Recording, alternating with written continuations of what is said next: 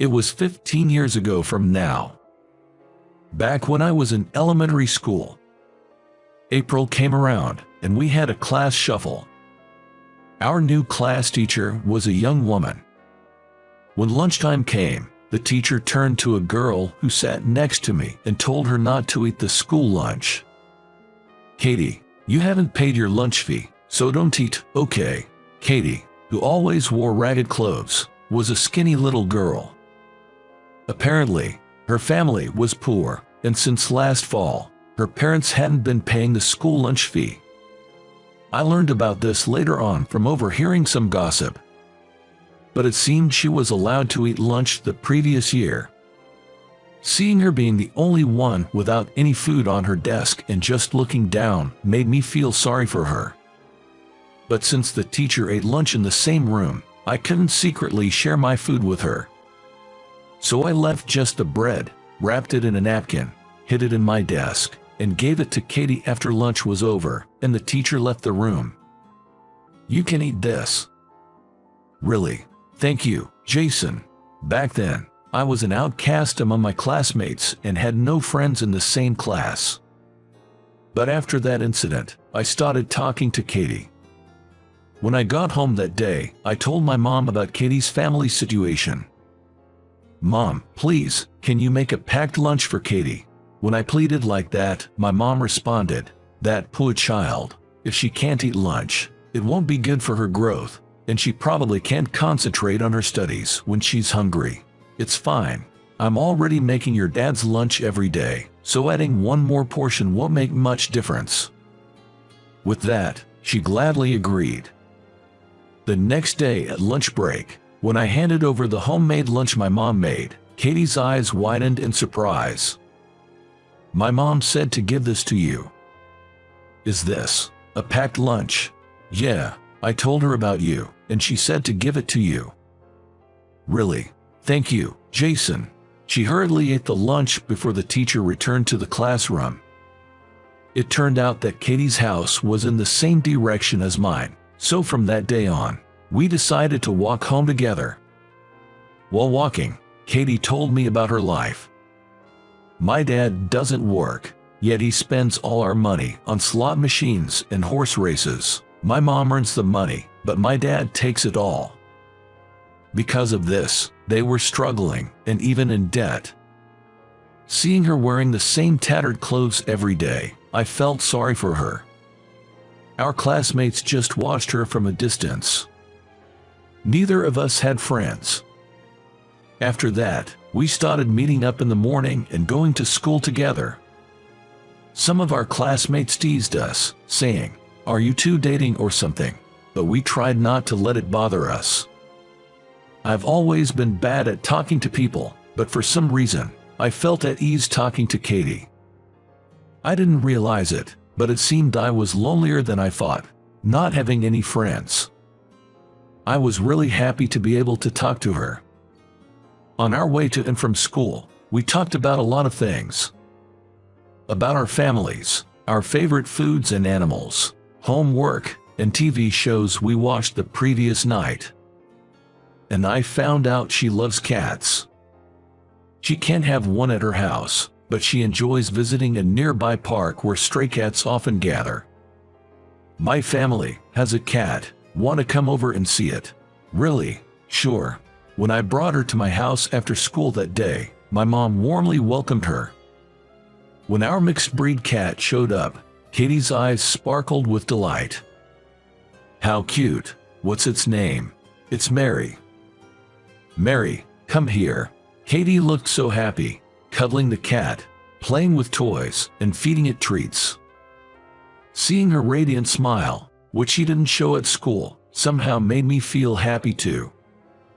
In a blink of an eye, it was evening, and my mom prepared dinner, even for Katie. "Katie, can you give me your home phone number?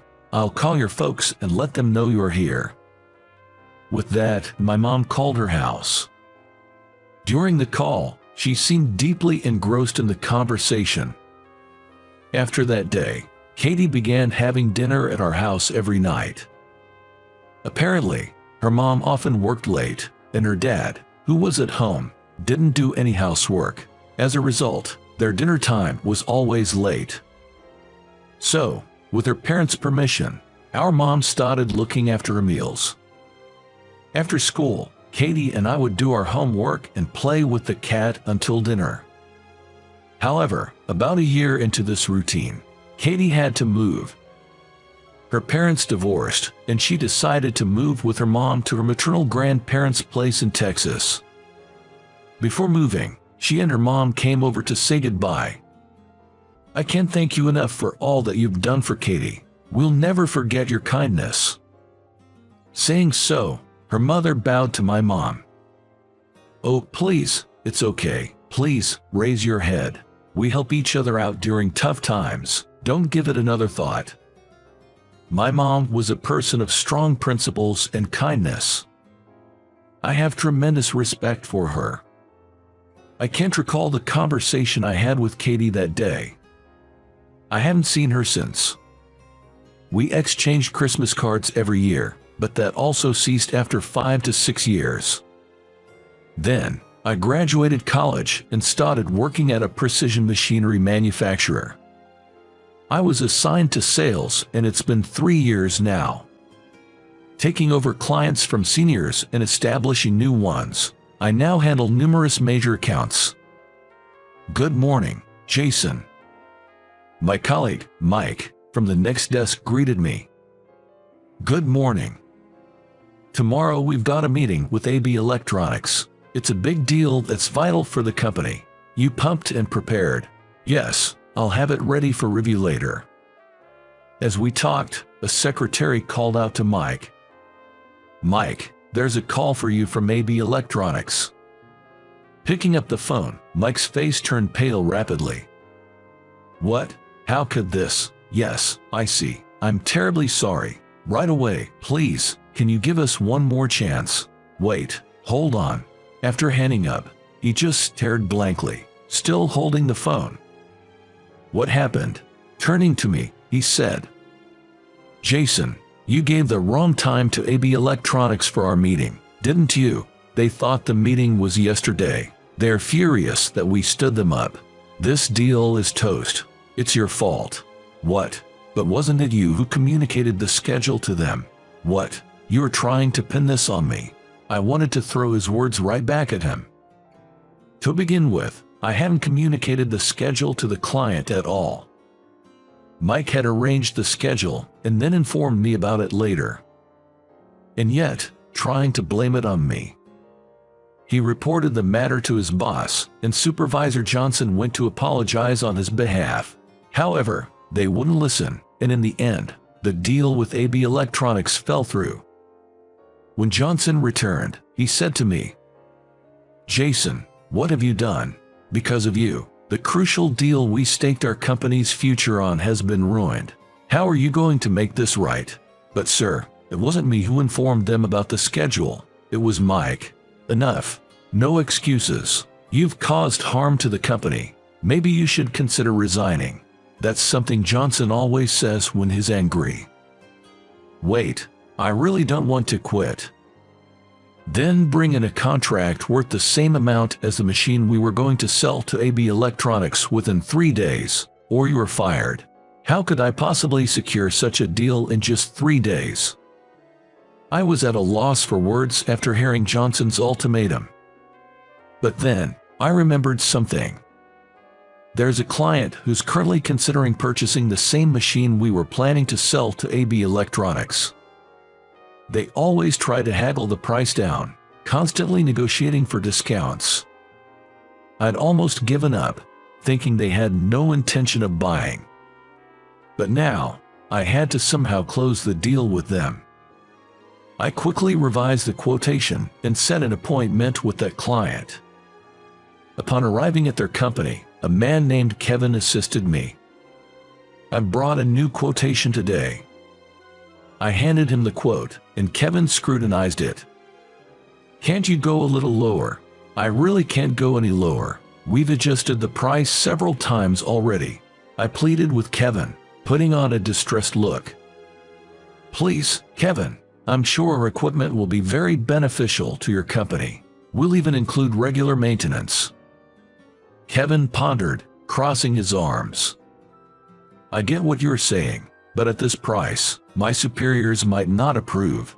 I personally want to purchase it, but how about I explain the benefits directly to your boss, maybe over a meal or something?" "That might be difficult. My boss is pretty busy. I'm begging you, Kevin. Please just give me a chance to discuss it over dinner," I pleaded desperately. "The machine sells for tens of thousands of dollars. For our company, the cost of a dinner would be insignificant compared to the sale." "All right, I'll ask, but my boss is out right now, so I'll get back to you another day." "That's fine. Thank you so much." Kevin saw me out of the conference room. Just then, the elevator opened, and an older man entered the office. "Supervisor, I wanted to see you. Do you have a moment?" Seeing him, Kevin immediately approached. "So, this is Kevin's superior." Kevin explained the situation to Supervisor. But to my surprise, Supervisor began to shout angrily. "Trying to win us over with a dinner. We've told you countless times if we can't afford it, we can't buy it. If you can't offer a better price, then just leave, and don't come back. Did I do something so wrong to be yelled at like this?" While I was still in shock, Kevin whispered to me as he nudged me towards the exit. "I'm sorry. He is just in a bad mood today. He always lashes out like this when he's upset. It seems Supervisor is quite a difficult character. But without his approval, we won't be able to finalize the deal. If I don't land this contract, I'm gonna lose my job. What should I do?" As I was racking my brain, I heard the sound of heels clicking down the hallway. "Wait, Supervisor." I turned around to the sound of a young woman's voice, and there stood a beautiful woman in a business suit. "Watson, what's up?" She quickly approached the puzzled-looking Supervisor. "I've reviewed the documents too, and I believe that equipment from that company would be valuable for us. Please consider purchasing it." She looked straight into Supervisor's eyes as she spoke. "Well, if you say so, Watson." "Kevin, move forward with the contract process right away." Supervisor then turned to me and said that. "What?" I was absolutely gobsmacked. For a moment, I had no idea what had just happened. "So, you're saying you'll make the purchase?" "Yes, Jason. Can't say no when the boss's daughter asks. Now can we?" "Boss's daughter?" "This woman." As I looked at her, she smiled and said, "Jason, long time no see. Don't you remember me?" Even though she said that, I don't recall knowing any Watson. But as I continued to gaze into her face, it felt somewhat familiar. "Wait, who are you again?" She spoke up again. "Do you remember me as Katie?" "Katie? Oh, is she talking about the same Katie I used to walk to and from school with and hang out at my place during grade school? She's changed so much, I didn't recognize her." "Whoa, it's been like 15 years, hasn't it?"